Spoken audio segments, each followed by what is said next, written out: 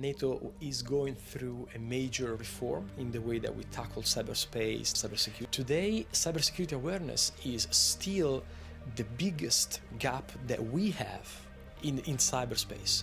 If you look at the statistics that you find on the market, more than 80% of successful attacks were based on an attack on a humanoid. On the other end, the level of threats, the attack paths, the attack vectors, the new technology applied by our opponents is increasing in sophistication, increasing in volume. In today's world, the protection of communications, of digital communications, the digital life of our citizens is at the top of the agenda of any government. Hello everyone, this is Nicholas Roddick. I have a pleasure to interview Mario Beccia, Deputy CIO for Cybersecurity at NATO. Thank you very much, Nick. It's a pleasure to have you here and to see you here. And it's a great pleasure for me to be with you and working with you for the conference preparation. NATO is going through a major reform in the way that we tackle cyberspace, cybersecurity. We may talk about it also during the conference. And as of last Monday, I'm now the Director for Preparedness and Operations in cyberspace. I joined NATO in 2006. And I had the opportunity and the luck to be working as enterprise architect, cybersecurity architect, and then program manager. And then I was the first chief information security officer at the European Defence Agency in 2018. And then I joined back NATO in 2021 in this role that we are discussing here. Interesting part of this evolution is the fact that throughout my career, I always try to mix what is important, what comes from the world of technology, the importance of understanding and being able to deep dive into strange things or into technical things, with the ability to provide leadership, guidance, management of people.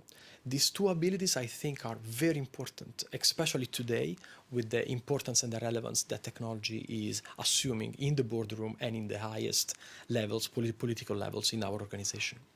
You're going to be an opening keynote on Next IT Security Amsterdam edition. That's going to be this November in a part 1 that is reserved for critical infrastructure. My question for you is, do you find this topic moment in time? You probably know that this is the hottest topic currently worldwide, and especially this is no longer a theoretical discussion. Now we have this happening in practice. As you rightfully said, critical infrastructure protection is now at the top level in the agendas of many governments, many companies, many organizations, many institutions. And for good reasons. If we see what has happened, for instance, in the conflict between Russia and Ukraine, in the war of aggression of Russia towards Ukraine, critical infrastructure has been the target for many actions with traditional means and with less traditional means. In today's world, the protection of communications, of digital communications, the digital life of our citizens is at the top of the agenda of any government because it is so prominent in our lives, in our everyday lives.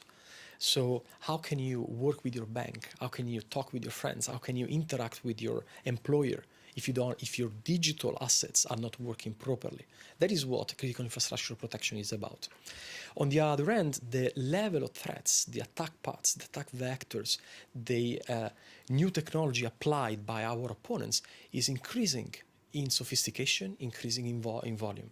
These are going to be more or less the tenets that I'm going to use during the speech. And I think these represent the hottest topics, as you said, that we see today, both in the cybersecurity world, but also in the geopolitical world. In movie industry, they have a term called teaser. Can you share with our audience just a teaser about your session, what it's going to be about, but don't give them too much, please. So the session is going to be about how we see the evolution of critical infrastructure protection, how important this is on the political agenda, and what are the technology elements and assets that contribute to the agenda. Besides critical infrastructure, one of the focus area is going to be about public-private collaboration over there, especially on how to use all resources available in order to strengthen our resilience. What do you think about that? Do you think that that's also a moment in time topic? At first, the collaboration between public and private is essential in cyberspace. Cyberspace is probably the domain, the traditional, the non-traditional domain, military domain of operation, where the private sector is essentially owning the domain.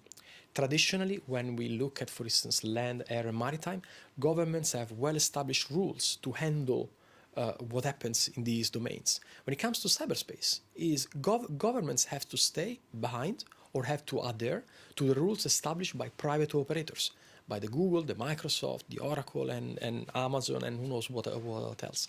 So this creates a number of different imbalances in traditional approach to military doctrine and to military domains of operation, but also creates the need for a very tight collaboration between private and public. And I think one of the reasons why cyber is so high in political agendas is because we haven't yet fully grasped the extent to which this collaboration has to be integrated.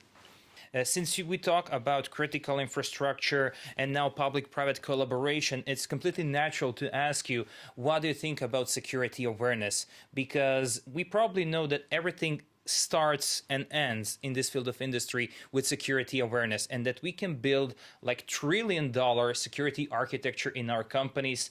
It's enough for one of our colleagues to click on a phishing email and everything will fall down like a house of cards. Do you share my opinion? What do you think about that? I fully share your opinion. I think that even with the advancements and the latest technology, we keep talking about artificial intelligence, automation, large language models, and whatnot. Even with that, the human remains the entry point and the exit point from cyberspace. And protecting the human should be our focus. Technology serves what we do in cyberspace as humans. Technology for security should serve increasing the security of the humans using cyberspace. Now, you mentioned awareness. Today, cybersecurity awareness is still the biggest gap that we have in cyberspace. If you look at the statistics that you find on the market, more than 80% of successful attacks were based on an attack on a human. Social engineering, spoofing, email phishing, SMS phishing, all sort of techniques, they attack the human. And awareness is still the best tool for us to fight this. The current buzz is all about artificial intelligence. Artificial intelligence actually came on a big door, but it's not a passing trend. Actually, it plans to stay. So AI is a new internet, new laptop, new calculator, something that is going to be with us in the future. As that's so, I would like to hear your comment that we're going to have on a topic as AI threat intelligence, how to use all the features that AI are giving us in order to have AI as a tool, as something that is going to help us to do our job even better. Well, this is a very complex topic, and I'm sure we'll have a chance to talk more about it during the conference. Yes. Let me just give you a couple of flashes on this topic. At first, artificial intelligence can be used today to make sense, to do what we call sense making in military doctrine, to make sense of large amounts of data, unstructured data. One of the big issues in threat intelligence today is that we have all sorts of reports that are created and are intended to be consumed by humans. In the old days, you would have one data source, one report every week, and you would have to read it and adjust your risk understanding based on that. Today, we received dozens, hundreds of these reports, and it's impossible for a human brain to consume them all properly. So this is where artificial intelligence becomes interesting. The second flash is many of the data sources for threat intelligence are overlapping. So you have data and information about the same threat actor, the same technique, the same attack vector, and whatnot. How do you make sense of all this information? Again, artificial intelligence, large language models can help us deconflicting overlapping sources, can help us correlating information that doesn't seem to be correlated. The third flash that I will make is threat intelligence is all about real time. So it's about consuming information at the time, in the place, with the purpose that it was intended for. Again, having these large amounts of information makes it so that for a human, It's very complicated to work in this real-time environment. And again, artificial intelligence can help us introducing further automation, more automation, and filling the gaps that our human brains cannot fill in this specific context. I have one more sub-question on that topic, if that is okay. Just in order to comply with some comments, some posts, some articles, and everything that we can find online and on social medias. So I'm not talking about the latest innovations. I'm talking about the current commercial usage of AI. I will be a little bit basic on it, and I will call it, it's not AI that we used to see in science fiction movies, in some books and something like that. Can we call it like advanced machine learning? And after all, can we use AI as a tool and not give it some humanoid kind of capabilities over there that is going to be our colleague or something else about it? Well, this is a very fascinating topic in the sense that, as you rightfully said, it's been now 4 or 5 years that what used to be confined inside very specific and very technical environments has come as rise to the masses. So we all have to remember that ChatGPT did not exist in 2020 during COVID, for instance. Yeah. So what does that mean? Well, whenever something is exposed, is made mass consumable, we need to accept a number of compromises in terms of accuracy and technical effectiveness. What you mentioned is absolutely right. So artificial intelligence per se is probably not a technical definition. It's more of a commercial expression that we use to refer to a certain class of applications. But again, we still have a lot of limitations and a lot of boundaries that we need to cross before we can really talk about AI in the same meaning that we see from the movies. Thank you very much once again for hosting this interview over here.